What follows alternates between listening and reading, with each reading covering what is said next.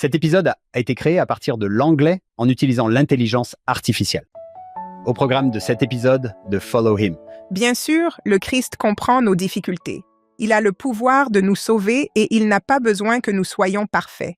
Il a besoin que nous soyons fidèles, que nous continuions à nous tourner vers lui, à l'inclure dans nos vies et à ne pas nous détourner de lui par honte. Malheureusement, nous en faisons parfois une source de honte, ou peut-être que notre famille contribue à ce sentiment de honte. Ce n'est pas cela l'Évangile. L'Évangile, ce sont les bras du Christ tendus vers nous tout au long de la journée. Bonjour à tous, bienvenue dans ce nouvel épisode de Follow Him. Je m'appelle Hank Smith, je suis votre animateur. Je suis ici avec mon co-animateur, John by the way. John, ça va être un peu bizarre, car je n'ai pas d'adjectif à te donner aujourd'hui. Je voulais te montrer quelque chose. Je t'en suis très reconnaissant. Je voulais te montrer quelque chose. 1er Roi, 18, 20 et 1. Écoute ça, John. Si l'Éternel est Dieu, allez après lui. On y est arrivé. Follow Him, on est entré dans les Écritures. Nous faisons partie du canon. Oui. Merci à Élie. John, c'est un privilège aujourd'hui d'accueillir à nouveau parmi nous une personne qui nous a déjà rendu visite à de nombreuses reprises. Cela faisait un moment qu'on ne l'avait pas vue, mais elle est de retour. Le docteur Lily Anderson. Lily, bienvenue parmi nous. Tu nous as manqué. Merci. Je suis heureuse d'être ici et je tiens à dire que beaucoup de personnes m'ont contactée après ma dernière intervention, alors que je venais de perdre mon mari. J'ai reçu un véritable élan d'amour et de soutien, ainsi que de nombreuses prières, et j'en suis très reconnaissante. Merci à vous tous. Lily nous a appris beaucoup de choses au cours des 5 dernières années. Je suis impatient de commencer aujourd'hui. John, un Roas, Élie, qu'est-ce qui te vient à l'esprit? Il y a des scènes très marquantes, des événements gigantesques, comme celle des prêtres de Baal. Et il y a des moments plus discrets, magnifiques et puissants, comme celui de la veuve. En cette période de royaume divisé et tout le reste, je suis simplement heureux que nous puissions parler d'Élie, car il est apparu à Kirtland. J'adore le prophète Élie. Oui, il fait le lien entre les dispensations, n'est-ce pas, Lily? Qu'attendez-vous avec impatience aujourd'hui? J'apprécie toujours l'exhortation de Néphi à appliquer les Écritures à notre propre situation, car si nous ne pouvons pas mettre ces enseignements en pratique dans notre vie, ils ne nous servent vraiment à rien, et ce n'est clairement pas l'intention du Seigneur. Je cherche toujours à trouver une application personnelle et à comprendre ce qui nous arrive en ces derniers jours, ainsi que la manière dont ces enseignements, qui proviennent si souvent de l'Ancien Testament, peuvent réellement éclairer ce à quoi nous sommes confrontés aujourd'hui, comment y faire face et comment nous fortifier. Il y a donc 4 points clés que je souhaitais retenir de la discussion d'aujourd'hui, même si nous pourrions facilement en citer une douzaine, mais contentons-nous de ces 4-là pour l'instant. Premièrement, comprendre le paganisme dans l'Antiquité et à l'époque moderne. Encore une fois, cela relève de la fin des temps. Je trouve très intéressant d'en avoir une vision historique, car nous sommes souvent pris dans nos études quotidiennes, et il est parfois très utile de prendre du recul pour embrasser l'arc de l'histoire, voir comment Dieu œuvre avec nous et comment nous, en tant que personnes et en tant qu'humanité, résistons. Deuxièmement, comment rester fidèles au Christ? Bien sûr, c'est une question qui se pose à chaque leçon. Comment renforcer notre engagement envers Jésus-Christ? Troisièmement, l'incroyable mission d'Élie. Joseph Smith a tellement parlé d'Élie qu'il nous est impossible de couvrir tout ce qu'il a dit sur cet incroyable prophète. Il était le précurseur du Christ dans les derniers jours, nous allons donc également aborder cet aspect de sa mission. Enfin, le 4e message porte sur l'usage juste du pouvoir, ce qui est particulièrement pertinent à notre époque où, pour être franc, le pouvoir est diabolisé. Voilà les 4 points que j'ai retenus pour aujourd'hui, avec de nombreux petits détails.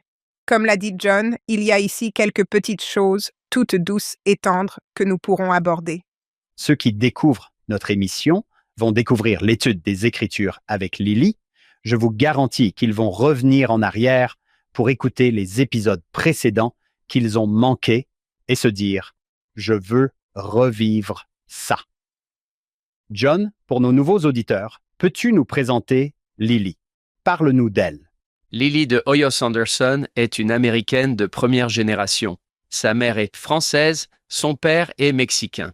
Elle est née dans une petite ville frontalière du Texas, mais sa famille a rapidement déménagé dans le Midwest où elle a grandi dans le Michigan et l'Indiana. Lorsqu'elle est entrée au lycée, ses deux parents ont commencé à enseigner à l'université BYU. Cela représentait donc un sacré trajet. Non, en fait, ils ont déménagé à Provo. Elle a obtenu son baccalauréat au lycée de Provo, puis a étudié à l'université BYU, où elle a obtenu un diplôme en sociologie. Après avoir été femme au foyer à plein temps pendant une vingtaine d'années, le Dr Anderson a obtenu son master en travail social. Elle est assistante sociale clinicienne agréée et exerce à plein temps en cabinet privé où elle propose des consultations individuelles, conjugales et familiales. Elle a ensuite obtenu son doctorat en mariage, famille et développement humain et a enseigné pendant plusieurs années à temps partiel à la BYU, à la School of Family Life. Les Anderson ont 8 enfants. C'est amusant à dire, Hank. On les appelle les Alphabet Kids, car ils s'appellent Adam, Bethany, Caitlin, Dominique, Eden, Faith, Graydon et Harper. Nous l'avons appris parce que Lily nous a dit qu'ils attendaient leur 40e petit enfant, ce qui est incroyable. Elle travaille également en ce moment sur un nouveau livre, dont le titre provisoire est The Non-Victim Christian Rethinking Charity. Bienvenue dans l'émission et parlez-nous de ce nouveau projet sur lequel vous travaillez.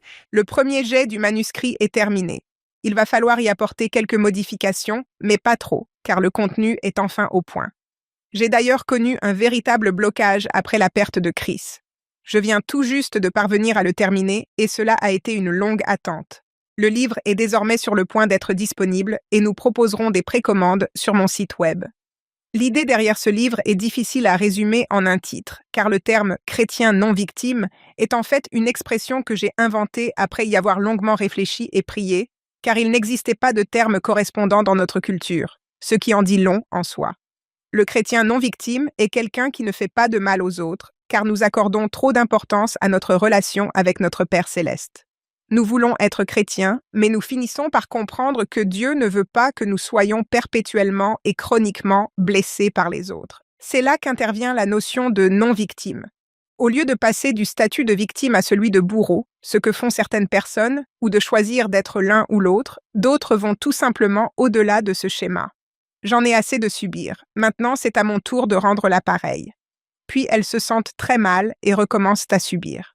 C'est le propos de ce livre, et j'y ai inclus de nombreux chapitres pratiques afin que les lecteurs puissent voir comment cela s'applique au mariage, avec les enfants, au sein de la famille élargie, voire au sein de la communauté religieuse. Comment nous pouvons être des chrétiens qui ne se posent pas en victime et apprendre à assurer notre propre sécurité, à assumer nos responsabilités personnelles en utilisant notre libre arbitre et notre sens des responsabilités pour ne pas être chroniquement victimisés.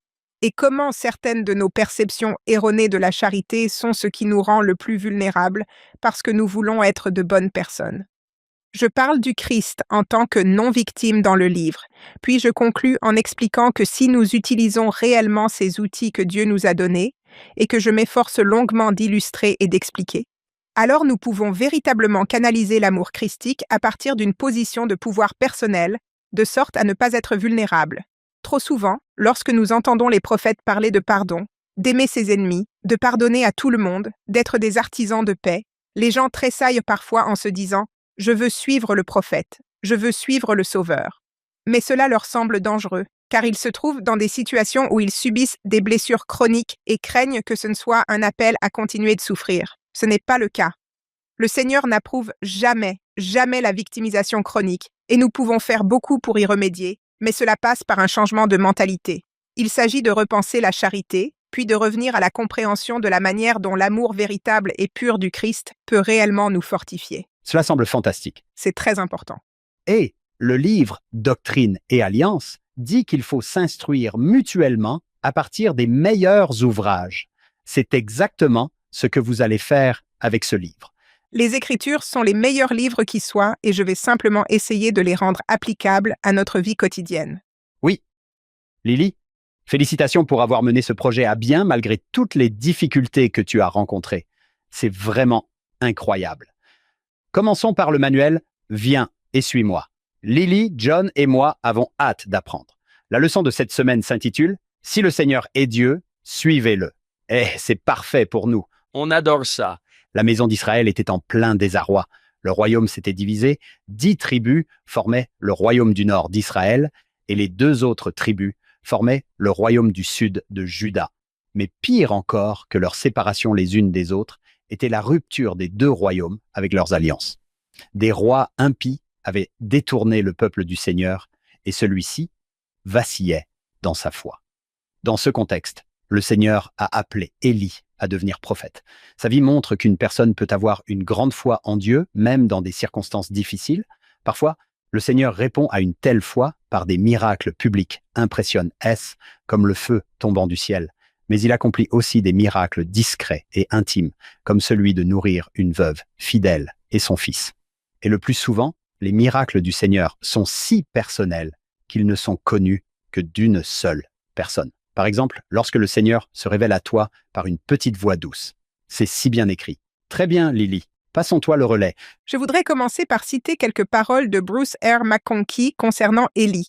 Il dit « En matière de manifestations spectaculaires et de démonstrations visibles de la puissance divine, le ministère du prophète Élie n'a guère d'égal. » Et bien sûr, nous allons parler de ce qui s'est passé sur le mont Carmel, qui fut un véritable spectacle de lumière. Ce fut un spectacle de feu assez passionnant. Il a scellé les cieux, a été nourri par des corbeaux, a fait durer le seau de farine et la cruche d'huile de la veuve, a ressuscité les morts, a anéanti les prêtres de Baal, a fait descendre le feu du ciel à au moins 3 reprises, a jeûné 40 jours et 40 nuits, a été fréquemment assisté par des anges, et enfin a été enlevé et élevé au ciel sans connaître la mort. Or, lorsqu'ils sont revenus à Kirtland pour transmettre les clés de cette dernière dispensation à Joseph Smith et Oliver Cowdery, la résurrection avait déjà eu lieu. Le Seigneur aurait donc pu faire d'eux des êtres ressuscités à ce moment-là, mais la montagne de la transfiguration avait eu lieu auparavant. Élie s'en va donc dans un char de feu, dont nous parlerons la semaine prochaine lorsqu'il transmettra le manteau à Élisée. Mais ici, nous allons parler de ces clés de scellement qu'Élie transfère, et qui sont, je veux dire, si incroyables qu'elles sont véritablement devenues un signe annonciateur de la seconde venue du Seigneur, prophétisé à maintes reprises. D'autres choses ont été communiquées, mais ce que Joseph Smith a été inspiré de consigner se trouve dans la première section chronologique de Doctrine et Alliance, à savoir la section 2. Bien sûr, la section 1 a été ajoutée plus tard en guise d'avant-propos. La section 2 est la première section chronologique. Encore une fois, il avait 17 ans et il recevait ces informations puissantes qui ont tant à voir avec les derniers jours que nous vivons et ce que nous traversons actuellement. C'est vraiment extraordinaire. Il n'a pas compris ce que cela signifiait pendant 19 ans. Ce n'est que 19 ans plus tard, 2 ans seulement avant son martyre, qu'il a enfin compris. Voici les paroles de Joseph Smith au sujet d'Élie. Joseph Smith a beaucoup parlé d'Élie.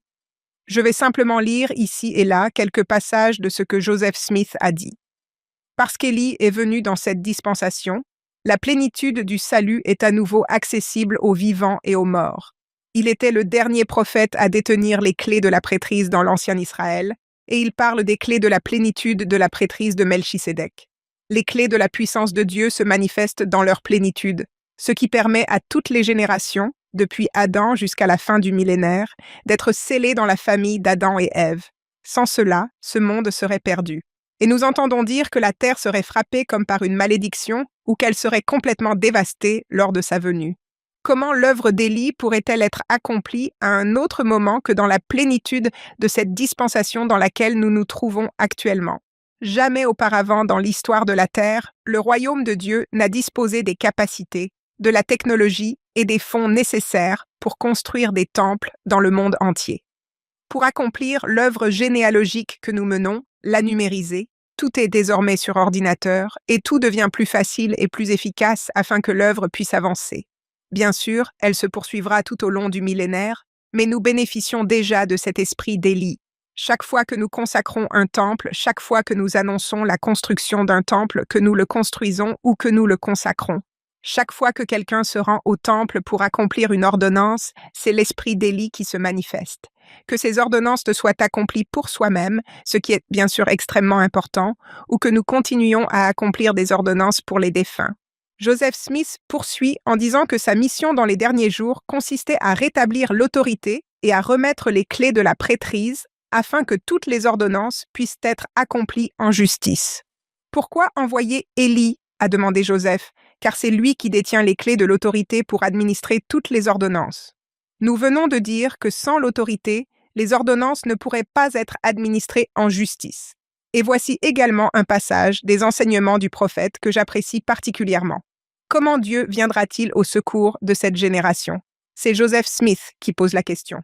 Comment Dieu va-t-il venir au secours de cette génération? Il enverra Élie, le prophète. Élie révélera les alliances afin de sceller le cœur des pères aux enfants et celui des enfants aux pères. L'onction et le scellement doivent être appelés, élus et confirmés. Petite parenthèse. Le frère Cook a parlé d'Élie et des pouvoirs de scellement lors de la conférence d'avril dernier. Lui et frère Holland ont eu le privilège d'être compagnons de mission, comme il l'a dit. Il a expliqué que des dirigeants juifs, notamment d'Israël, avaient demandé à notre Église de contribuer à la célébration du 175e anniversaire de la consécration de la Terre Sainte à Jérusalem par Orson Hyde en vue du rassemblement des Juifs. C'était un moment spécial, et cette prière de consécration est disponible en ligne. Elle est vraiment magnifique. Donc, si vous ne l'avez pas lue depuis un certain temps, recherchez la prière de consécration d'Orson Hyde. C'était bien sûr une mission confiée par Joseph Smith, et c'est vraiment magnifique. Comme tu l'as mentionné, John, les royaumes sont divisés ici dans les 2 premiers chapitres de notre lecture de cette semaine, les chapitres 12 et 13 du premier livre des rois, et je voudrais retracer à nouveau cet arc historique. La conquête de Canaan par Josué. Bien sûr, toutes ces dates sont approximatives, et les spécialistes de la Bible peuvent proposer des interprétations différentes, mais d'une manière générale, on peut dire que Josué a conduit les enfants d'Israël à travers le Jourdain et en Canaan vers 1400 avant Jésus-Christ, à quelques années près, soit 1400 ans avant la venue du Christ. Le roi David a vécu environ 1000 ans avant la venue du Christ. Après David vient Salomon, et Salomon se tourne vers l'idolâtrie. Il est donc prophétisé que son fils perdra le contrôle des 10 tribus. Le prophète Ahijah, cela figure en fait au chapitre 11, ce n'est pas vraiment dans le passage lu, se rend donc auprès de Jéroboam, qui faisait partie, pour ainsi dire, du cercle restreint du roi Salomon. Il va le voir, prend son manteau, le divise en 12 morceaux, et lui en donne 10, en lui disant « Tu exerceras ton autorité sur les 10 tribus ». Salomon en entend parler, et Jéroboam doit quitter la ville. Ce qui se passe ensuite, c'est que Salomon meurt et que son fils Roboam, qui n'a aucun lien de parenté avec Jéroboam, prend la relève. Roboam est le fils de Salomon et il est insensé, incroyablement insensé. Son père avait imposé des impôts très lourds. Et pourquoi? Parce qu'il avait construit un temple, puis un palais 2 fois plus grand que le temple, ce qui montre bien où se situaient ses priorités. Il construit tout ça et il impose le peuple pour financer ses projets, non seulement en argent, mais aussi en main-d'œuvre. Lorsque Roboam monte sur le trône, les conseillers plus âgés lui disent « Rends-toi service, réduis les impôts, ce peuple t'aimera pour toujours ». Mais il écoute plutôt ses jeunes copains qui lui disent tous « Non, impose-les davantage ». C'est donc ce qu'il fait. Il déclare « Mon père vous a tourmenté avec des fouets, moi, je vous tourmenterai avec des scorpions, vous n'avez encore rien vu. Et ça, c'en est trop pour les 10 tribus, c'est vraiment trop. » Quel horrible slogan de campagne, n'est-ce pas? Sérieusement. C'est dans un roi, chapitre 12, à la fin du verset 16. Le peuple répond au roi en disant « Quelle part avons-nous en David ?» En d'autres termes, c'est un peu comme s'il disait « Tu sais quoi? Avons-nous vraiment besoin d'appartenir à la lignée de David ici? Nous n'avons pas non plus d'héritage dans le fils d'Isaïe. Retourne à ta tente, ô Israël. » En d'autres termes, reculez. On s'en va. Bon, ils ne déménagent pas vraiment physiquement, mais ils disent en substance « On en a fini. Retournez dans vos tentes, ô Israël. » Et à partir de ce moment-là, on parle des royaumes d'Israël, c'est-à-dire les 10 tribus du nord, et du royaume de Juda, c'est-à-dire Roboam et ses successeurs au sud. Merci pour cette précision. Au début de la section 2 de Doctrine et Alliance, il est dit qu'Élie révélerait la prêtrise. Nous pensons à la restauration de la prêtrise, mais révéler la prêtrise semble être quelque chose de différent et d'une portée plus large, comme vous l'avez décrit. Pouvez-vous nous en dire plus sur la révélation de la prêtrise? Ce n'est que, comme je l'ai dit, 19 ans plus tard, que la section 128 est révélée. C'est là que Joseph Smith, et c'est une section très passionnante.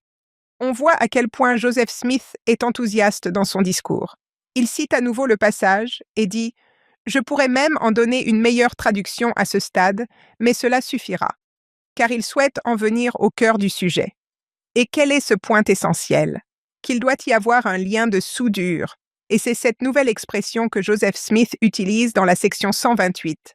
Ce lien de soudure entre les générations. Cela lui est enfin révélé. Rappelez-vous que la dotation du temple n'apparaît qu'à la fin du ministère de Joseph Smith. Je veux dire, cela se fait pas à pas, ligne sur ligne, précepte sur précepte. Maintenant, dans la section 128, regardez cela.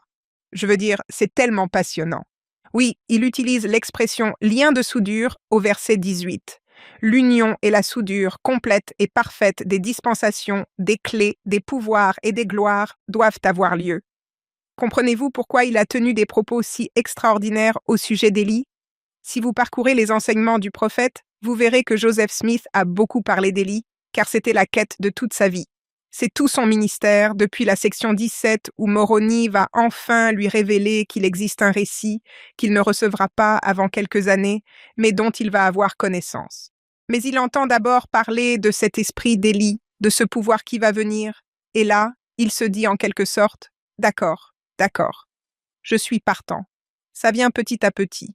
Et enfin, ici, dans la section 128, il voit le tableau d'ensemble, ce lien qui unit toutes les générations. Et c'est là que ça devient vraiment passionnant. J'ai l'impression qu'il faudrait des points d'exclamation partout dans ce passage, ou que le texte devrait être en plus gros. La section 128 devrait être en plus gros. Verset 19. Or, qu'entendons-nous dans l'évangile que nous avons reçu? Une voix de joie, une voix de miséricorde venant du ciel et une voix de vérité venant de la terre. Une bonne nouvelle pour les morts. Ce n'est pas seulement pour eux, bien sûr, mais c'est pour nous aussi. Et si c'est pour nous, c'est parce que c'est d'abord pour eux. Une voix de joie pour les vivants et les morts, une bonne nouvelle d'une grande joie, comme ils sont beaux sur les montagnes, les pieds de ceux qui apportent de bonnes nouvelles et qui disent à Sion, « Voici, ton Dieu règne. » Puis il poursuit, une bonne nouvelle venant de Cumorah. Et il parle de tous ces anges qui sont venus et qui lui ont donné ligne sur ligne, précepte sur précepte. Michel, Pierre, Jacques et Jean, Moroni bien sûr, Dieu dans la chambre du père Whitmer, Raphaël, Gabriel, divers anges, depuis Adam jusqu'à nos jours. Je veux dire, il est tellement ravi. Ça me rend tellement enthousiaste de lire ces mots à chaque fois. Et puis, à la fin du verset 21, précepte sur précepte, ligne sur ligne, précepte sur précepte, un peu par-ci et un peu par-là, c'est exactement ce qui lui est arrivé. Juste un peu à la fois, jusqu'à ce qu'il puisse avoir une vue d'ensemble, nous apportant ainsi une consolation en nous présentant ce qui est à venir, confirmant ainsi notre espérance. Je ne sais pas comment les gens parviennent à surmonter la perte d'un être cher sans comprendre les pouvoirs de scellement. Je sais qu'ils y parviennent et qu'ils reçoivent divers types de foi et de lumière s'ils sont disposés à les accueillir, mais c'est une voie de consolation pour les vivants et les morts. C'est le fondement de notre espérance que Dieu tiendra ses promesses envers tous ses enfants, quel que soit le niveau auquel ils sont disposés à recevoir, mais tous étant scellés dans son règne, dans l'un de ses magnifiques royaumes, tous magnifiques, tous source de salut. Frères, ne devons-nous pas aller de l'avant dans une cause aussi grande? J'aime tellement cette phrase qu'un de mes enfants l'a fait graver sur une plaque qui est accrochée chez moi. Ne devons-nous pas aller de l'avant dans une cause aussi grande? Allons de l'avant et non en arrière. Courage, frères, et en avant vers la victoire. Que vos cœurs se réjouissent et soient extrêmement heureux. C'est ce qu'Élie nous apporte. Il est le messager. C'est la puissance du Christ. Par l'intermédiaire d'Élie, que la terre éclate en chants, que les morts entonnent des hymnes de louange éternelle au roi Emmanuel, qui, avant la création du monde, avait ordonné ce qui nous permettrait de les racheter de leur prison, car les prisonniers seront libérés. Que les montagnes crient de joie. Je pourrais continuer. C'est tellement saisissant, et c'est 19 ans plus tard que Joseph Smith se dit « J'ai compris, j'ai compris ». Tout cet afflux progressif de lumière et de vérité. Et bien sûr, il avait fort à faire avec tous les aspects du rétablissement. Ce n'est pas comme s'il était resté les bras croisés à attendre que cela lui tombe dessus. Il s'est toujours employé à édifier le royaume en cette époque de rétablissement, et, en tant que prophète du rétablissement, à cet instant précis, il s'est dit Ah, je vois. Le voyez-vous? Pouvez-vous vous réjouir? Pouvez-vous célébrer la grandeur de la bonté de Dieu et la générosité de ses voies? C'est pourquoi Joseph Smith nous invite tous à nous joindre à lui dans une joie et une consolation incroyables. Donc cette petite phrase « Je révélerai la prêtrise », vous venez d'expliquer que peut-être même Joseph, à l'époque, ne savait pas à quel point c'était important. Et je sais que l'un des sujets préférés de Hank est de dire « Oh oui, c'est comme l'Église du Nouveau Testament ». Eh bien peut-être, mais tout ce dont nous parlons en ce moment relève de l'Ancien Testament. Quand Moroni vient, ce sont des prophéties de l'Ancien Testament. Dieu a fait une promesse à Abraham. Oui, nous allons rétablir l'Église du Nouveau Testament du Christ. Mais qu'en dites-vous? C'est l'époque d'autrefois. C'est la religion d'autrefois. Quand j'étais jeune, on pouvait mettre toutes les images des temples sur une seule carte. Il y avait environ 12 temples, vous voyez, et ça a été comme ça pendant longtemps. Cette explosion, c'est l'esprit d'Élie. C'est l'esprit et la puissance d'Élie grâce aux clés qu'il a rendues à Joseph Smith et Oliver Cowdery. Bon, ça va prendre un certain temps, mes amis, mais laissez-vous emporter. Quand ça commencera, ça ira très vite. Et cela va durer tout au long du millénaire. C'est maintenant. Nous avons la chance d'y prendre part aujourd'hui. Il s'agit d'une fracture politique entre les royaumes du Nord et du Sud, mais elle prend rapidement une dimension spirituelle. En fait, le royaume du Nord s'égare spirituellement plus vite que celui du Sud. Les deux finissent par sombrer. Mais même si, oui, Israël est au Nord et Juda au Sud, Le royaume du Nord s'égare. oui, c'est exact. Le royaume du Nord s'effondre assez rapidement. Et c'est vers 930 que la division du royaume a lieu. Et quand les Assyriens ont-ils conquis les 10 tribus? C'est vers 721 ou 720 avant Jésus-Christ. Le royaume du Nord a duré 200 ans avant d'être détruit. Et puis le royaume du Sud n'a pas tardé à suivre, n'est-ce pas? La chute de Jérusalem a eu lieu en 586 avant Jésus-Christ. Les Babyloniens, oui. Bien sûr, les deux royaumes ont connu une succession de rois justes et d'autres de plus en plus injustes. De temps en temps, il y avait un homme de bien. Ils ont également eu une succession de prophètes, bien sûr, qui prêchèrent sans cesse la repentance pour essayer de leur donner une chance d'échapper à la destruction. Mais on constate que dans le royaume du Nord, on trouve des prophètes, et cette liste n'est pas exhaustive. Il y a beaucoup de prophètes mineurs, mais Amos est du royaume du Nord. Élie est du royaume du Nord. Élisée aussi du royaume du Nord. Juda, le royaume du Sud, a Ésaïe. C'est un prophète du royaume du Sud. Jérémie, et je veux dire, il y avait des interactions entre les royaumes. Ce n'est donc pas comme s'ils n'avaient pas entendu parler d'eux. Mais Jérémie est le dernier des prophètes de la même époque que Léhi. Il s'écoule environ 56 ans entre la division des royaumes et l'avènement du roi Achab, qui règne à l'époque où Élie exerce son ministère. Achab épouse une Phénicienne, Jézabel. Et même si l'on ne connaît pas grand-chose de l'Ancien Testament, on a parfois entendu parler de ce nom. Jézabel méritait sa terrible réputation. C'était une femme très méchante, tout comme Achab, mais elle a marqué notre mémoire par certains événements particuliers. Comme je l'ai dit, environ 56 ans après la division du royaume, Achab et Jézabel adorent Baal, Moloch et Astarté. Il existe de nombreux noms différents pour désigner ces divinités. Je veux dire par là que le nom de Baal reste assez constant, mais Astarté est souvent mentionné sous différentes formes. Je pense qu'Ashtaroth est le nom que l'on retrouvera plus tard sous celui d'Ishtar à Babylone, et ainsi de suite. Ce sont toutes la même déesse, celle de la sexualité, censée être une déesse de la fertilité. Baal, bien sûr, exige également des sacrifices humains, tout comme Moloch ou Mélek, différents noms et variantes mentionnés régulièrement dans l'Ancien Testament, qui exigeaient le sacrifice d'enfants. L'une de ces statues était souvent représentée avec un ventre caverneux dans lequel on allumait un feu. Parfois, elle comportait des bras de pierre tendus vers l'avant, inclinés de manière à ce que l'enfant soit déposé sur les mains du dieu de pierre et roule dans le feu. On entend parfois l'expression « passer par le feu ». Vous avez fait passer vos enfants par le feu. C'est là le culte de Moloch ou Mélek. Telles étaient les 3 principales idoles. Bien sûr, il y en avait beaucoup d'autres, moins importantes, mais ce sont ces 3-là qui reviennent sans cesse dans l'Ancien Testament.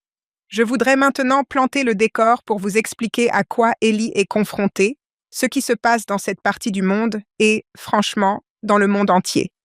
L'idolâtrie est omniprésente, sauf dans les lieux où Jéhovah se manifeste.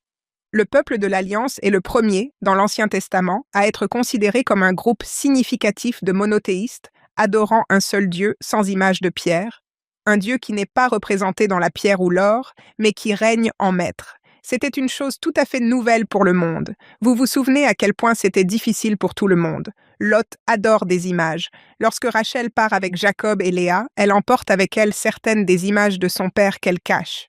Et Josué a dit, « Débarrassez-vous de vos images. » En Égypte, ils étaient païens. Le paganisme est la norme. Or, voyez à quel point cela correspond bien à 2 Néphi 2, dont nous avons parlé la dernière fois que j'étais ici, ce magnifique verset où Léhi dit « Les hommes sont libres selon la chair.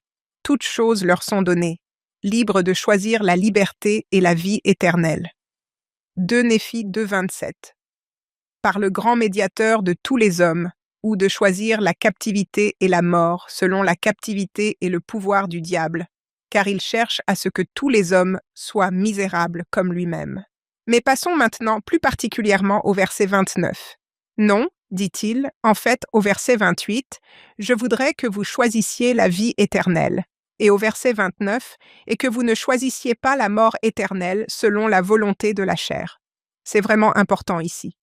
La volonté de la chair et le mal qui s'y trouve, qui donnent à l'esprit du diable le pouvoir de vous captiver, de vous précipiter en enfer.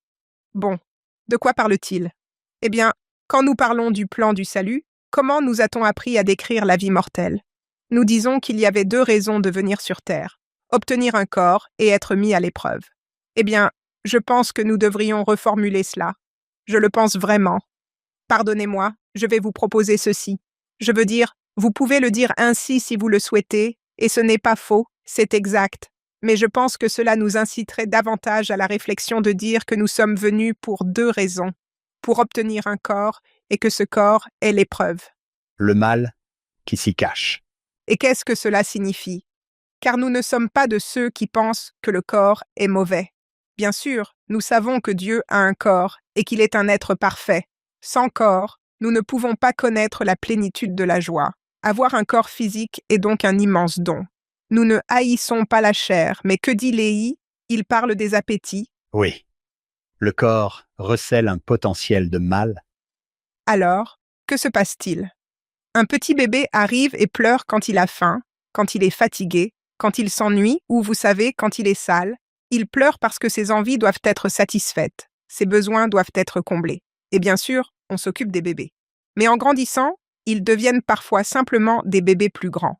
Et ils font des caprices s'ils n'obtiennent pas ce qu'ils veulent, si leurs désirs ne sont pas satisfaits, s'ils n'ont pas tous les jouets qu'ils veulent, ou toute l'attention qu'ils souhaitent, ou quoi que ce soit d'autre. Je ne dis pas qu'il ne faut pas leur accorder l'attention nécessaire. Je dis simplement que parfois, nous créons ces petits hommes et ces petites femmes naturels, qui deviennent ensuite des hommes et des femmes naturels plus grands, et qui restent habitués à ce que leurs désirs soient satisfaits. Je l'ai dit tant de fois. Je l'ai probablement dit la dernière fois. Mais vous savez, c'est un peu comme si on se demandait de quel côté sommes-nous.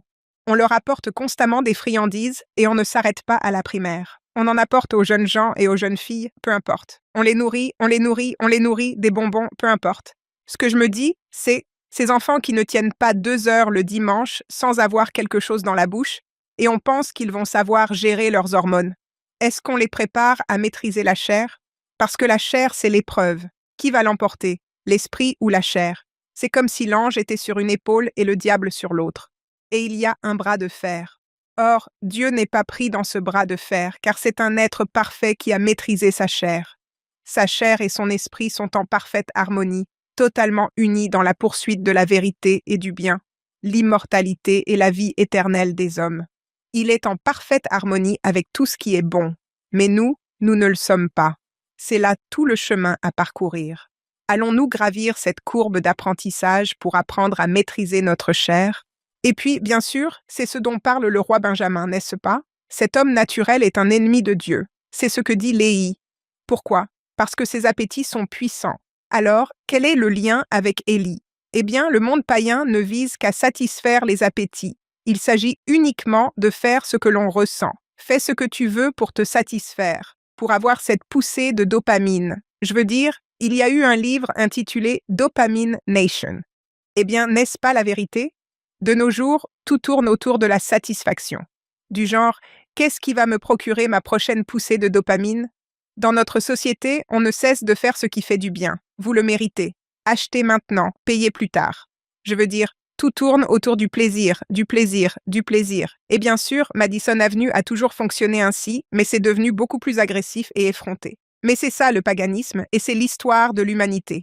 Tout tourne toujours autour de la chair. Nous sommes ici pour voir si nous pouvons maîtriser la chair et devenir comme Dieu, ou si c'est la chair qui va nous maîtriser. Dans les sociétés païennes, la chair règne en maître. Tout est question de stimulation et de satisfaction des appétits. Lorsque nous parlons de l'apostasie d'Israël, nous ne parlons pas du fait qu'ils ne vont pas à l'église le dimanche. C'est bien de cela dont nous parlons. Nous parlons d'un culte païen qui repose entièrement sur la sensualité. Il s'agit de cette manifestation du pouvoir maléfique sur autrui, de ces sacrifices humains où l'on sacrifie ses propres enfants, et de toutes sortes de pratiques sexuelles. Chaque fois que l'Ancien Testament évoque des bosquets et des hauts lieux, il s'agit de lieux où l'on se livrait à toutes sortes de pratiques sexuelles dépravées, soi-disant pour adorer Astarté, Ishtar ou Ashtaroth, quel que soit le nom que l'on veuille lui donner. Regardez ce que dit le livre des Juges. Voici le début du livre des Juges, chapitre 2. Ils abandonnèrent l'Éternel, le Dieu de leur père, qui les avait fait sortir du pays d'Égypte, et ils suivirent d'autres dieux parmi les dieux des peuples qui les entouraient. Ils se prosternèrent devant eux et provoquèrent la colère de l'Éternel. Ils abandonnèrent l'Éternel et servirent Baal et Astarté. Ce sont là deux des principaux. Et la colère du Seigneur s'enflamma contre Israël, et il les livra entre les mains de pillards qui les pillèrent. En d'autres termes, parce qu'ils n'avaient pas purifié le pays de Canaan, et rappelez-vous qu'il leur avait dit cela. Si vous ne chassez pas les Cananéens, ils vont vous corrompre. Vous finirez par adorer leurs dieux. C'est exactement ce qui s'est passé. Ils n'ont pas achevé de purifier le pays, alors le Seigneur a laissé ces autres peuples voisins, comme les Philistins, les Syriens ou d'autres encore, les Amoréens ou les Madianites. Dieu les a laissés faire, non pas parce qu'il voulait qu'Israël souffre, mais parce qu'Israël rejetait sa protection. Les autres sont venus et ont pris le dessus parce qu'Israël semblait être un territoire assez facile à conquérir et Dieu ne pouvait rien y faire car ils avaient rejeté sa protection et il ne cautionne pas le péché. S'il avait continué à les protéger alors qu'ils péchaient, cela aurait été une forme de complicité. Pourquoi aurait-il alors été appelé à se repentir? C'est exactement ce que les prophètes n'ont cessé de répéter. Allez, faites ceci et vous serez bénis, mais si vous ne le faites pas, vous ne pourrez pas être bénis. C'est ce que dit le verset 14 du chapitre 2 du livre des Juges.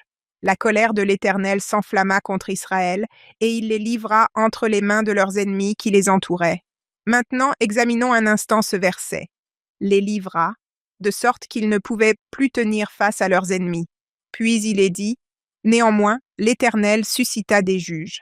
Et au verset 19, il arriva que, lorsque ce juge mourut, ils revinrent à leur mauvaise voie et se corrompirent davantage. C'est le schéma qui se répète lorsque Élie entre en scène.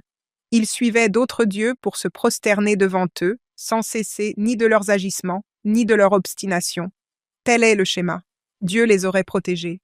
Or, Ésaïe explique ce que cela signifie lorsqu'il dit qu'il les a livrés. Car regardez ceci. C'est si beau dans Ésaïe 50. Ainsi parle l'Éternel. Où est l'acte de divorce de ta mère, que j'ai répudié? Ou à quel créancier vous ai-je vendu? Montrez-moi les papiers. Vous pensez que je vous ai vendu? Je ne vous ai jamais vendu. Voici, c'est à cause de vos iniquités que vous vous êtes vendus vous-même. Quand il est dit qu'il les a vendus aux Philistins ou à qui que ce soit d'autre, il s'agit évidemment d'une question de formulation. En réalité, ce sont eux qui se sont vendus eux-mêmes. Et puis, lorsqu'ils étaient disposés à revenir, il les protégeait. Et il arrive parfois qu'il intervienne et envoie des juges individuels, ou que, de temps à autre, il y ait un roi juste qui les soutienne, car il peut nous bénir sur notre chemin vers lui, mais il ne peut pas nous bénir si nous nous éloignons de lui, car cela reviendrait à subventionner notre autodestruction. Et c'est pourquoi, encore une fois, je pense que nous devons comprendre que c'est là la norme dans le monde. Le monothéisme, le peuple hébreu, était une aberration. Il constituait l'exception, et de ce fait, un peuple très béni, car Dieu s'est révélé à lui et lui a dit « Je suis le vrai Dieu. Je suis celui qui a pouvoir sur les cieux et la terre. Je peux vous bénir ici-bas et pour l'éternité. » La plupart du temps, ils ne l'ont pas accepté. Certains l'ont fait. Élie, il y avait de merveilleux prophètes. Certains hommes, et nous le découvrirons plus loin, il y en avait 7000 dont Élie ignorait l'existence. Et ce chiffre est sans doute arrondi. Qui savait exactement combien il y en avait, mais il y en avait d'autres qui avaient choisi d'adorer Dieu et qui ne voulaient pas s'agenouiller devant Baal. Il y a des gens, même lorsque nous nous sentons le plus seuls. Et vous savez quoi? Beaucoup d'entre nous se sentent seuls. J'ai reçu des clients qui venaient me voir parce qu'ils avaient l'impression d'être les seuls, dans leur paroisse et leur pieu, à essayer vraiment d'être fidèles. J'entends souvent cela de la part des auditeurs de mon podcast, et je n'ai donné qu'une seule conférence ces 2 dernières années. J'aurais presque dû refuser, car je n'avais pas encore retrouvé toute mon énergie. Le Seigneur m'a béni, et j'ai pu y aller, et ça s'est bien passé. Mais j'ai animé une réunion spirituelle à l'Institut de l'Université Weber State l'année dernière, et beaucoup de ces jeunes sont venus me voir après pour me dire « Je me sens tellement seul ». Dans le royaume, c'est Élie, Élie, mais il y en avait d'autres. Et je leur dis « Vous n'êtes pas vraiment seuls. Il y a des gens qui sont préparés à bâtir Sion. Ce ne sont pas toujours les plus visibles, car nous faisons ces choses dans le calme de notre vie, chez nous, espérons-le, au sein de notre famille et de nos relations les plus proches. Mais si nous nous préparons pour Sion, nous savons qu'il y en a d'autres, car lorsque le moment viendra, il y aura des personnes engagées sur ce chemin de sanctification qui pourront bâtir Sion et accueillir le Sauveur. Nous savons donc que l'Évangile ne sera jamais retiré de la terre. Nous ne sommes pas seuls. Si nous essayons de faire ce qui est juste, nous pouvons nous sentir seuls, mais nous ne le sommes pas. Et c'est bon de le savoir. C'était une bonne chose pour Élie de savoir cela. C'était extrêmement important qu'on lui ait transmis ce message. Quand il était prêt à dire « Je veux mourir, je veux simplement mourir. Peux-tu m'emmener auprès de mes pères ?» Et le Seigneur lui a répondu « Oui, il y en a d'autres et il reste encore des choses à faire. » Et bien sûr, il avait cette grande mission à accomplir. J'ai donc noté ceci. Le monde païen ne vise qu'à assouvir les appétits. Nous avons un corps, et nous allons maintenant être mis à l'épreuve par ces appétits. Et vous savez ce que cela m'a rappelé. C'est ce qu'Alma a dit à Chiblon. Maîtrisez toutes vos passions. Vous allez avoir un corps, il aura des passions. Mais il ne s'agit pas de céder à chaque passion, ni de détruire vos passions non plus. C'est un certain équilibre parfait entre bride, harnais et contrôle. Maîtriser, oui. J'adore cette phrase. Le monde païen fonctionnait selon le principe « si ça fait du bien, fais-le ». C'était une expression des années 1960. Lily, est-ce pour cela que le Seigneur envoie une famine? Il nous dit en quelque sorte « Je peux vous enseigner ce que sont les appétits ». Ce livre de John Daniel Davidson, qui est catholique, s'intitule « Le déclin du christianisme et l'âge sombre à venir ». C'est le sous-titre. Le titre est « L'Amérique païenne », mais il aborde des thèmes qui se recoupent. Pensez maintenant à la fin des temps que nous vivons actuellement.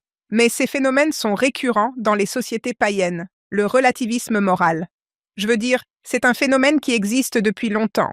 Le président Hawks en parlait déjà lorsqu'il faisait partie du quorum à l'université BYU il y a plusieurs décennies, affirmant que le relativisme moral est aujourd'hui enseigné dans pratiquement tous les campus universitaires. Et cela remonte à plusieurs décennies, comme je l'ai dit, mais ce phénomène existe depuis longtemps. Cela signifie qu'il n'y a pas de vérité absolue, que si cela fonctionne pour vous, c'est très bien, et que je ne peux pas juger une autre culture car elles sont peut-être toutes formidables. Le relativisme moral, nous en sommes bien au-delà des débuts. La domination des forts sur les faibles, voilà une autre caractéristique du paganisme. L'individu n'a aucune valeur intrinsèque. L'idée qu'une personne possède une valeur intrinsèque est chrétienne. C'est une croyance chrétienne. Eh bien, cela faisait également partie de l'Israël antique. Selon la conception divine, l'individu est un enfant de Dieu et possède un potentiel divin, mais il s'agit là d'une croyance religieuse. Les gens veulent faire croire que c'est une vérité des Lumières. Non, ce n'est pas le cas. Ça ne l'a jamais été. Cela remonte directement au monothéisme et en particulier au christianisme. L'esclavage a toujours fait partie du paganisme. L'esclavage n'a jamais complètement disparu du monde. Et bien sûr, nous avons eu notre guerre civile ici aux États-Unis, etc. Mais le trafic sexuel est un phénomène énorme, même aux États-Unis. L'esclavage existe aujourd'hui et il prend de l'ampleur. Il est donc un peu naïf de notre part de penser que nous avons dépassé ces choses-là. Et je ne dis pas que nous devrions nous focaliser sur les horreurs qui nous entourent, mais nous devons être conscients que ce sont là des accomplissements de la prophétie. Le paganisme est revenu sous une forme plus moderne, mais il reste le même qu'il a toujours été. Il s'agit des appétits, il s'agit de pouvoir, d'exercer un pouvoir sur des personnes qui peuvent être victimes de nombreuses horreurs. De même, la débauche sexuelle totale et l'exploitation des plus vulnérables, notamment des femmes et des enfants, constituent un autre aspect constant des sociétés païennes. Et n'oublions pas les sacrifices humains. Telles sont les caractéristiques d'un monde païen. Les traits caractéristiques d'une société païenne sont essentiellement l'esclavage et le sacrifice humain. Et l'ampleur de ces sacrifices humains est stupéfiante dans les sociétés païennes. Encore une fois, on a tendance à minimiser cela. Mais lorsque les conquistadors sont arrivés à Tenochtitlan, qui était alors la capitale aztèque, le sang coulait le long des pyramides. Ils pratiquaient des centaines de sacrifices chaque jour. Et il s'agissait de sociétés relativement modestes si l'on considère l'ampleur qu'a prise le monde aujourd'hui. Le sacrifice humain et, encore une fois, le sacrifice d'enfants. Permettez-moi de lire quelques autres passages tirés de ce livre. L'arrivée du christianisme n'était pas simplement une interdiction des cultes étrangers, mais un appel aux armes. Une attaque contre l'ordre antique des cieux, une déclaration de guerre contre les dieux, au pluriel, les idoles, Astarté, Baal, Moloch. L'humanité n'a pas su et n'a pas pu évoluer pour sortir du paganisme. C'est ce que pensent tant de gens. Nous avons été éclairés. C'est faux. C'est un don de Dieu. La seule issue au paganisme, c'est la lumière de l'Évangile.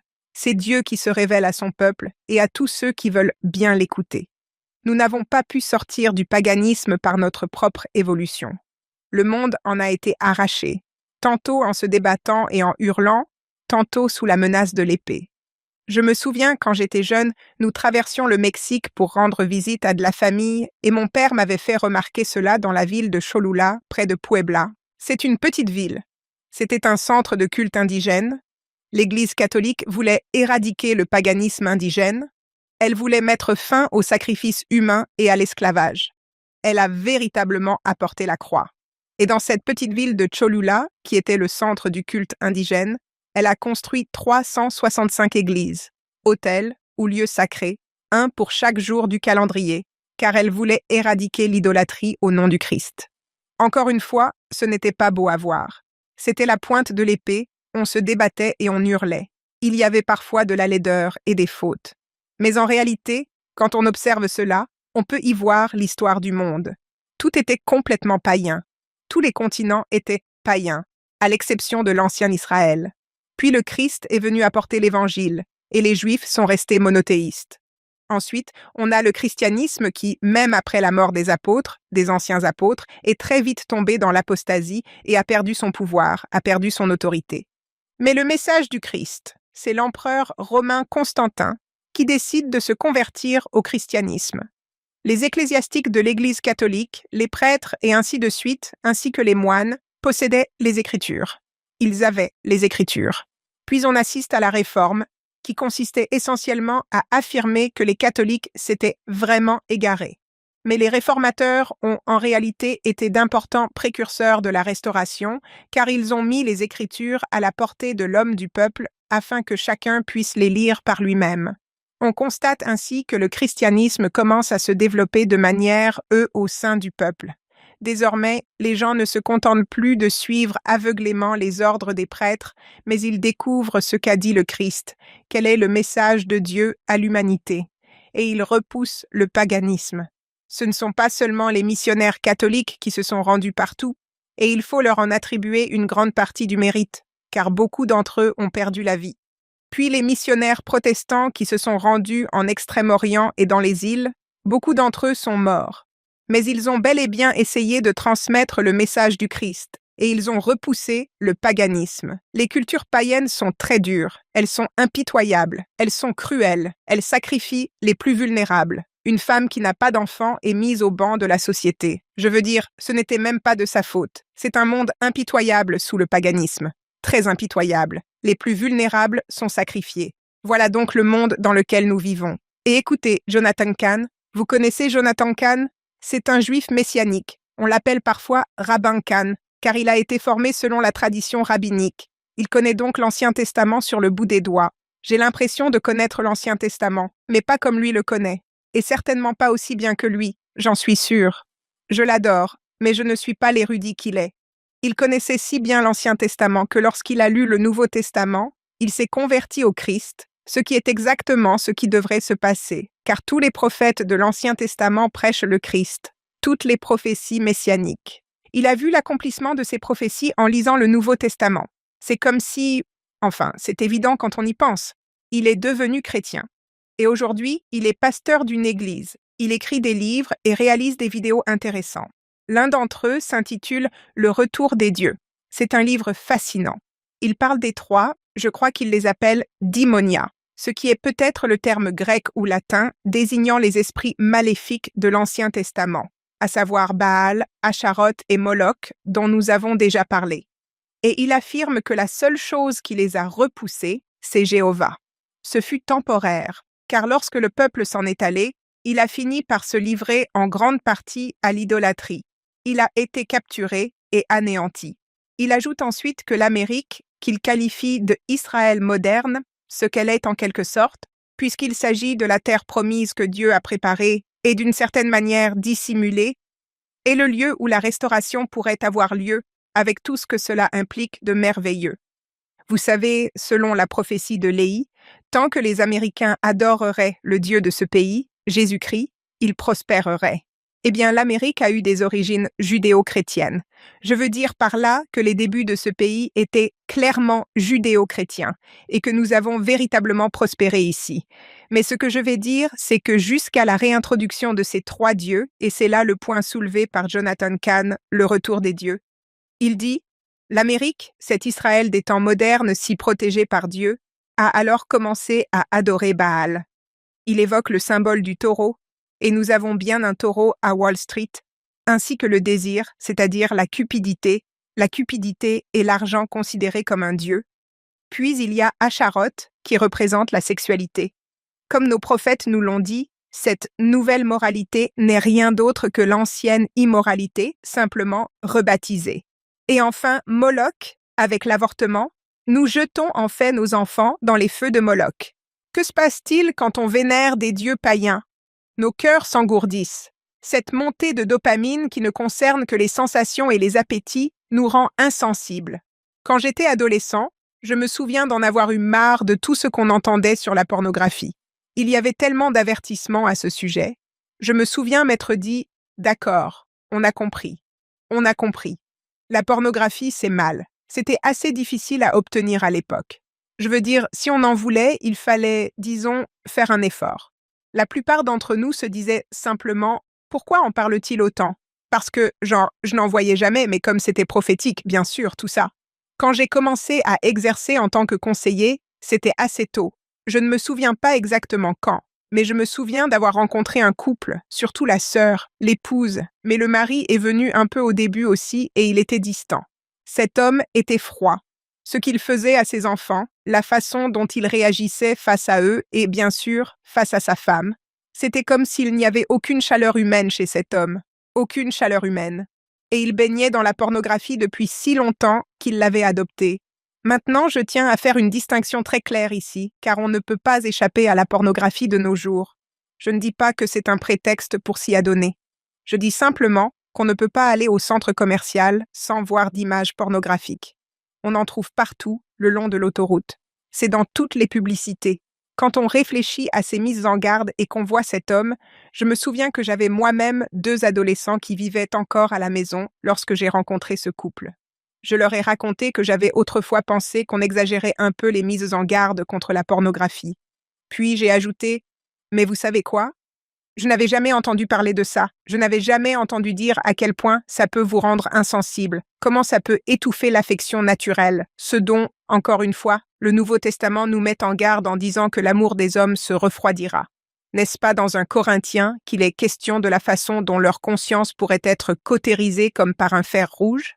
C'est là où se trouve Achab, c'est là où se trouve Jézabel, c'est là que se trouvent beaucoup de ces gens de la maison d'Israël. Leur conscience est cautérisée. Ils se sont refroidis, ils ne peuvent plus ressentir l'esprit ne les intéresse pas. Tout tourne autour de la dopamine, tout tourne autour des appétits. Alors que l'Amérique a permis à ces choses de refaire leur apparition dans la culture, nous adorons les mêmes dieux que l'ancien Israël lorsqu'il est tombé dans l'idolâtrie. Ces parallèles m'enthousiasment, car je pense qu'il est important de discerner des schémas et de comprendre que le christianisme fait figure d'exception. Réfléchissez-y. Si nous sommes membres de l'Église de Jésus-Christ des Saints des derniers jours, qui détient toute l'autorité, toutes les ordonnances, toutes les clés, l'accès à... Que dit la section 121? Autant un homme pourrait tendre son bras chétif pour arrêter le cours du fleuve Missouri ou le faire remonter à contre-courant, qu'il pourrait empêcher le Tout-Puissant de déverser la connaissance sur la tête des saints des derniers jours. C'est tout simplement stupéfiant. Le christianisme est l'aberration. Qu'est-ce que cela signifie d'être membre de l'Église de Jésus-Christ des Saints des derniers jours? C'est un privilège incroyable. Nous sommes bénis au-delà de toute mesure. Aujourd'hui, nous sommes confrontés à un monde qui devient de plus en plus païen, mais les gens ne se tourneront pas complètement vers les idoles. Il y aura des personnes qui se prépareront pour Sion, qui bâtiront Sion et qui accueilleront le Sauveur. Dieu accomplit ce rassemblement auquel nous avons la chance de participer, mais il fait lui-même ce que nous ne pouvons pas faire. C'est à nous d'être les rassembleurs. Et vous savez, c'est un privilège d'y participer. Vraiment. Mais il peut y arriver tout seul. Ça me fait grimacer quand les gens disent des choses comme « Dieu a besoin de nous ». Je me dis « Pas vraiment ». Il nous inclut. Oui. Il nous laisse faire, oui. Il nous permet de l'aider si nous le voulons bien, et nous avons alors la grande chance de participer à cette œuvre formidable, mais c'est lui qui accomplira son œuvre. Personne ne viendra s'y opposer. On peut monter dans le train ou s'écarter du chemin, et c'est en quelque sorte le choix qui s'offre à nous. Je trouve cela tellement fascinant de voir que cette culture que nous observons ici, parfois on regarde l'Ancien Testament et on se dit « Oh, c'est tellement étranger, c'est tellement différent ». Pas vraiment. Nous adorons les mêmes dieux dans notre société. Espérons que nous nous en détournerons tous. Maintenant, je voudrais dire quelque chose à propos de ceux qui sont aux prises avec une dépendance sexuelle, une dépendance à la pornographie, ou simplement l'exposition à tout ce contenu obscène et licencieux qui est partout. Bien sûr, le Christ comprend nos luttes. Il a le pouvoir de sauver et il n'a pas besoin que nous soyons parfaits. Il a besoin que nous soyons fidèles, que nous continuions à nous tourner vers lui, à l'inclure dans nos vies et à ne pas nous détourner de lui par honte. Malheureusement, nous en faisons parfois une source de honte, ou peut-être que notre famille contribue à ces sentiments de honte. C'est tellement tragique. Ce n'est pas cela, l'Évangile. L'Évangile, ce sont les bras du Christ, tendus vers nous, tout au long de la journée. Lorsque nous nous allions à lui, il peut nous accompagner dans notre faiblesse, dans nos trébuchements, dans nos fragilités, dans nos échecs. Si nous continuons à venir vers lui, si nous continuons à l'inclure dans notre vie et ne nous détournons jamais. Ce qui fait peur, c'est quand les gens disent « Je ne peux pas prier parce que j'ai tellement honte » ou « Je me sens tellement coupable ». La culpabilité peut certes nous aider à nous repentir, mais si elle nous éloigne du Christ, ce n'est pas la bonne sorte de culpabilité. Cela devient alors une voie tellement destructrice que le Christ en pleure. Il veut que nous soyons fortifiés par lui, que nous gardions espoir et que nous sachions que tout ne sera pas résolu dans cette vie. J'aime le fait que Paul n'identifie jamais son épine dans la chair. J'aime cela parce que nous pouvons tous comprendre que nous avons des faiblesses persistantes, que des hommes et des femmes merveilleux ont lutté contre leurs faiblesses, mais qu'ils ont continué à s'allier au Christ pour s'attacher fermement à lui et à rester sur le chemin de l'alliance. Il n'y a rien qu'il ne puisse faire avec nous si nous le laissons faire. Je l'ai déjà dit, Hank, mais Satan te tentera de faire quelque chose, ou te chuchotera, tu devrais faire ça, ou laisse-toi simplement aller à ça. Et dès que tu l'auras fait, il commencera à te dire à quel point tu es une personne horrible. Tout le monde fait ça. Comment oses-tu faire ça? Comment oses-tu? J'espère que les auditeurs écouteront ce que tu as dit et continueront à revenir en arrière. C'est un excellent point.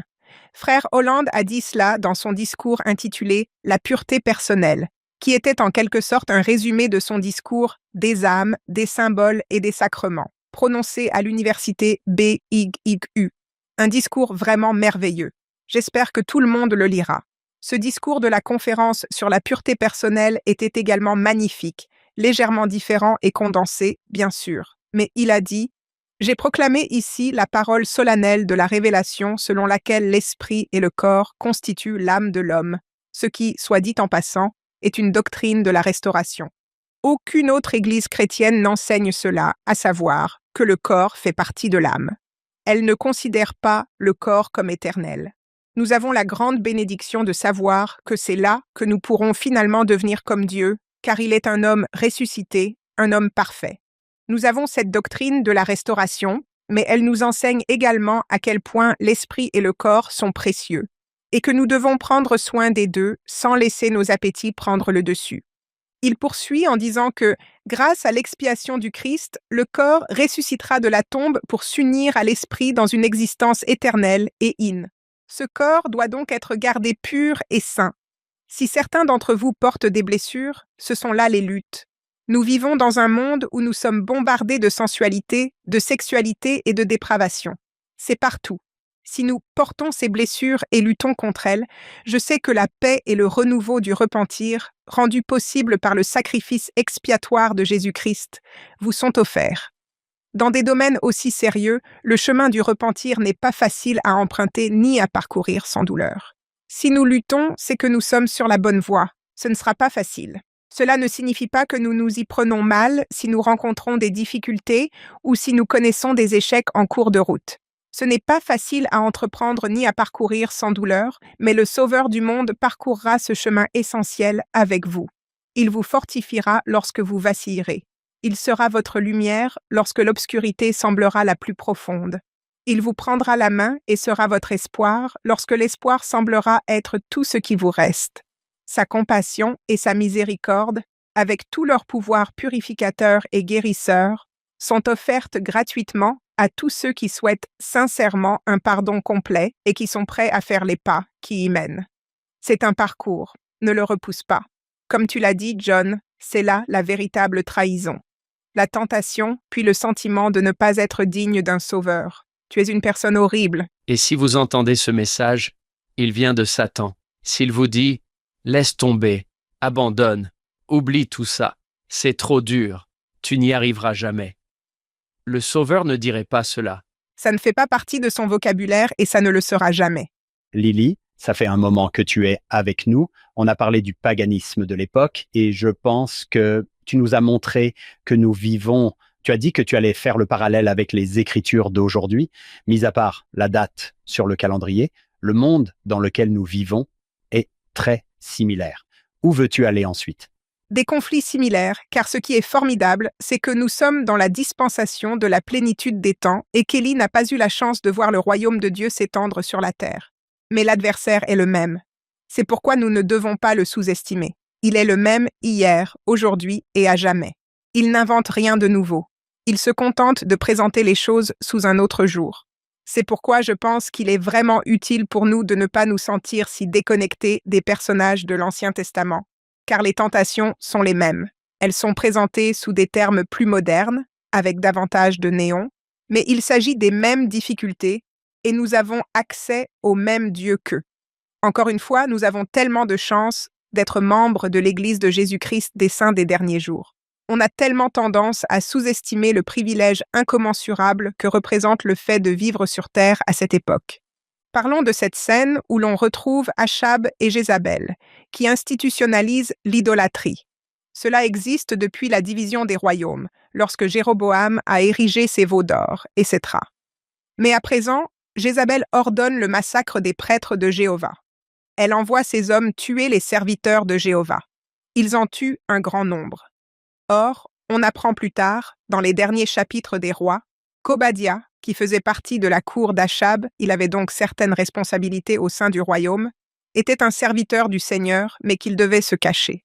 Il ne devait pas se montrer, sinon il aurait sans aucun doute été exterminé lui aussi. Il cache 100 prêtres. Il en place 50 dans une grotte et 50 dans une autre, et il leur apporte de la nourriture. Cet homme de bien fait ce qu'il peut pour sauver certains prêtres, mais tant d'autres sont massacrés. Si Jézabel est la force motrice, Achab lui laisse carte blanche. C'est pour cette raison qu'Élie vient voir Achab et lui dit « Nous allons fermer les cieux pendant 3 ans, au moins. » Cela dure un peu plus longtemps que cela. Certains disent que cela aurait pu durer jusqu'à 5 ans, mais je pense que le récit de l'Ancien Testament nous indique que les cieux sont fermés pendant 3 ans et demi et qu'une terrible sécheresse s'abat. Pendant un certain temps, Élie vit seul dans le désert et les corbeaux le nourrissent. Imaginez que des corbeaux vous apportent la nourriture dont vous vous nourrissez et qu'il y ait un petit ruisseau. Mais finalement, le ruisseau s'assèche et Dieu permet que cela arrive. Il descend dans une ville et l'Esprit lui dit d'aller vers une veuve qui se trouve près du puits pour puiser de l'eau afin de préparer leur dernier repas, à elle et à son fils, avant qu'ils ne meurent, car ils n'ont plus rien à manger. Élie lui demande de lui préparer ce gâteau. Nous ne savons pas grand-chose de cette femme, mais quelle femme de foi! Elle se dit « Bon, c'est la fin pour moi et pour mon fils. Mais d'accord, si tu es un homme de Dieu, alors je le ferai pour toi. » Et le miracle se produit. Il reste avec elle et son fils, et le pot de farine ne se vide jamais, pas plus que la cruche d'huile. Elle peut ainsi continuer à les nourrir modestement. Maintenant, je voudrais dire quelque chose ici au sujet du stockage de la nourriture. Cela m'a été rappelé de manière très frappante, encore une fois, il y a probablement plus de 20 ans. Une jeune femme venait me voir de temps en temps, et l'une des décisions qu'elle essayait de prendre était de savoir si elle devait ou non recommencer à sortir avec un garçon avec qui elle était déjà sortie, mais avec qui elle avait rompu et qui souhaitait maintenant se remettre avec elle. C'était un ancien missionnaire, mais il n'avait pas de recommandation pour le temple en cours de validité, car il avait un grave problème de pornographie. Je lui ai demandé « Est-ce qu'il fait des efforts pour récupérer cette recommandation ?»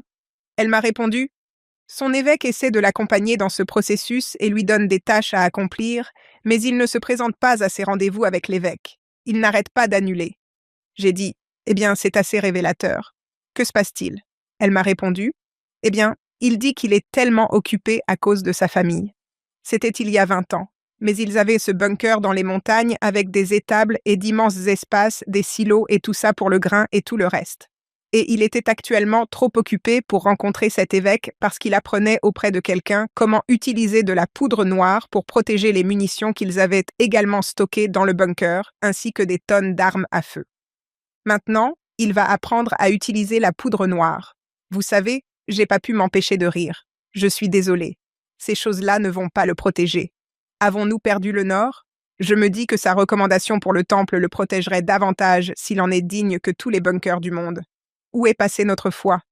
J'espère que les gens feront tout leur possible pour suivre les conseils des prophètes, car nous essayons d'être obéissants, espérons-le, mais la sécurité ne réside pas dans la nourriture et nous n'avons pas à nous inquiéter en nous demandant « Est-ce que j'ai assez de ceci ou assez de cela ?» Faites ce que vous pouvez, puis faites confiance. Soyez dignes. Menez une vie conforme aux alliances. Encore une fois, nous ne serons pas parfaits, mais si nous en avons la volonté, si nous continuons à venir, si nous nous tournons constamment vers le Sauveur et si nous le laissons opérer en nous sa grande alchimie céleste pour transformer notre plomb en son or, nous serons protégés de toutes les manières qui comptent, de toutes les manières qui comptent. Mon opinion personnelle est que s'il y a des réserves de nourriture dans les environs, nous devrons tous les apporter à la chapelle, qui deviendra le magasin de l'évêque, et tout le monde partagera, et la cruche d'huile ne manquera pas, ni le tonneau de farine, si telle est la volonté du Seigneur. Et si nous mourons lors du premier tremblement de terre, ce n'est pas grave non plus. Si nous sommes dignes de nos recommandations pour le temple, c'est de là que vient la protection. Nous voici avec Élie, et là encore, c'est l'un de ces doux et discrets miracles. Ce n'est pas public, mais cela se passe pendant cette période de famine, puis son fils meurt. Cela m'intéresse également. Je veux dire, bien sûr, c'est une perte énorme pour elle et elle est anéantie. Elle a déjà fait preuve d'une grande foi. Elle a ressenti l'esprit d'Élie dans sa maison, mais c'est en quelque sorte le moment où elle atteint ses limites. N'est-ce pas intéressant? C'est en quelque sorte ce qui est dit ici. Et je voudrais que nous réfléchissions à ce qui se passe lorsque nous atteignons nos limites, car tout le monde atteint ses limites. Nous allons en évoquer quelques-unes dans les Écritures, mais penchons-nous sur celle-ci. Ça doit être un roi 17. Au verset 18, elle dit à Élie, « Qu'ai-je à faire avec toi, ô homme de Dieu? Es-tu venu vers moi pour me rappeler mon péché et faire mourir mon fils ?» Elle est anéantie alors qu'elle a été si fidèle, mais elle se dit, « Vraiment? Après tout ce que, n'est-ce pas un sentiment qui nous est familier? Ne nous arrive-t-il pas d'en arriver à ce point où nous nous disons, « Que veux-tu de plus? J'ai essayé d'être si bonne, j'ai fait tout ce que je savais faire, et maintenant ça? Pourquoi ça? Ou pourquoi ne m'as-tu pas protégée? Pourquoi n'as-tu pas pu m'épargner cela ?» Élie accomplit un autre miracle et demande au Seigneur de ramener cet enfant à la vie, et cela se produit.